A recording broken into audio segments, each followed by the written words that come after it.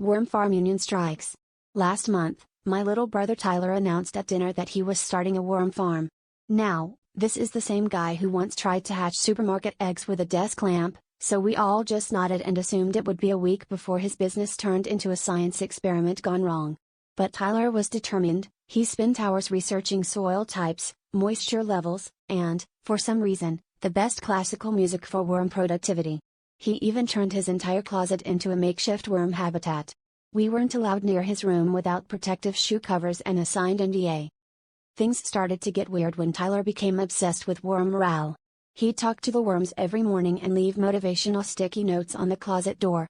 Then, he stopped letting me borrow his hoodies because, in his words, the worms voted for climate control and I had to install a humidifier. Hoodies absorb the humidity. I thought he was joking, but then he put a tiny whiteboard on the door with worm grievances written at the top. I saw complaints like more compost, less coffee grounds, and tunnel caved in, send help. Tyler claimed he was just making it interactive. One night, I overheard him negotiating through the closet door. He was promising more banana peels and a wage increase in egg cartons if they ramped up production. When I peeked in, I saw a bunch of post-its shaped like picket signs. Tyler told me the worms had unionized and were threatening a slowdown unless he improved their working conditions.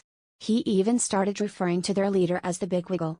At this point, I figured Tyler was either a comedic genius or deeply, deeply bored.